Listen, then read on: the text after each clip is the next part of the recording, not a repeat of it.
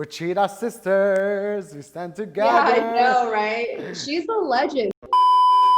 Welcome to the ITP Live Show, guys. I'm so excited today because we have Raquel Olsson in the house. Hey, guys. Let's add the sound effect of people clapping. I'm so happy to be here. Thank you for having me. Before you start, subscribe, hit the bell, and make sure to follow Raquel on all her social media accounts, especially her TikTok because it's amazing.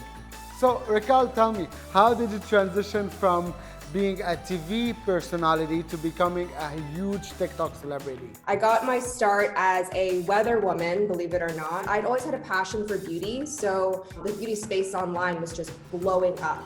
I saw that and I always thought that she always stressed on Kim Kardashian. I always get compared. People think I'm like the Asian Kim Kardashian, and I took it as a huge compliment. And when TikTok came along, because at the time Instagram was kind of saturated already, Right. So the algorithm was kind of tough to get exposed on. But when TikTok came along, I thought it was an amazing opportunity. I mean, one of the greatest things about the platform is the discoverability. Which takes us to your amazing TikTok concept, 3 sneaky psychology hacks. 3 sneaky psychology hacks, part 43. When you introduce yourself, say your full name. People will remember you and take you more seriously. Smell good by wearing a signature fragrance. Automatically behave and be seen as more confident and attractive. Do something out of your comfort zone every other day. This will train you to be fearless. How did you come up with that concept? That's like when I read about it and I saw it, I'm like, I should have come up with that concept. I'm not as hot as you are, to be honest.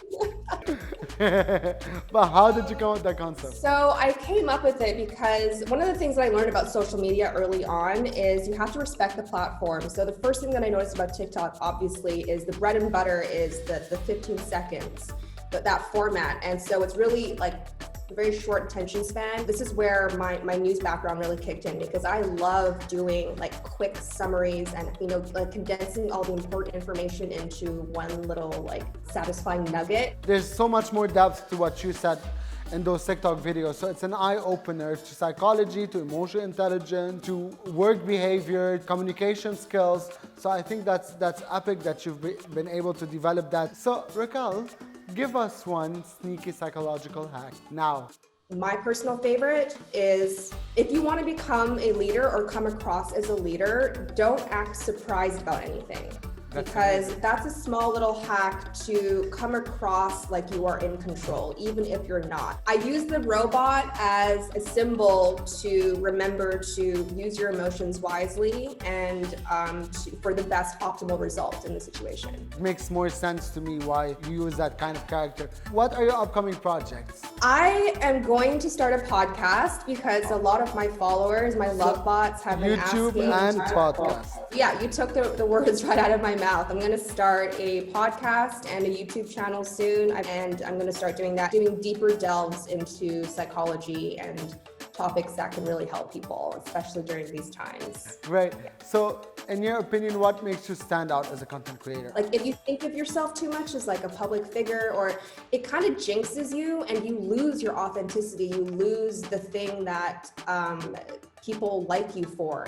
Raquel, was there ever a negative comment or a hate comment that you read that lingers till date? I'd never experienced hate before, ever in my life, until I got the following on TikTok, and people were blaming me for promoting manipulation. Like, they thought some of my psychology hacks were manipulation. That's what got me pissed off, because when people attack or try and misconstrue my intention, or they misunderstand or misinterpret my content. Also, you co-hosted a Facebook Watch show with Adrian Balin.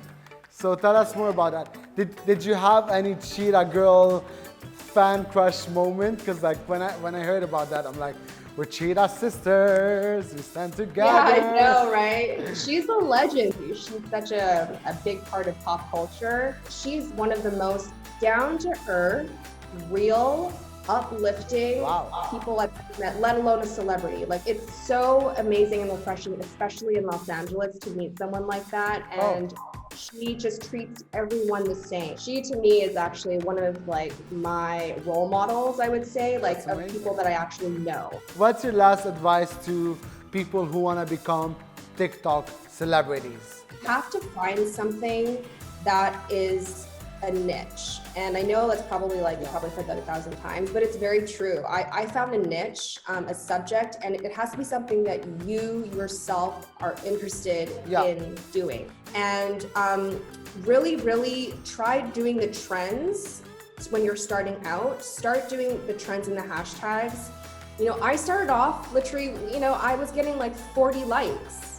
And all of a sudden, in a couple months, it just blew up. So I think another thing too is just don't give up. I know it seems like impossible sometimes to get on the For You page, but you got to push through. The one message that I want to tell people even on my TikTok is realize that you have an immense amount of untapped potential in yourself. Thank you, Raquel, so much.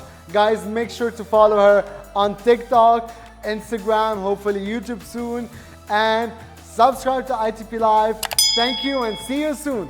Bye.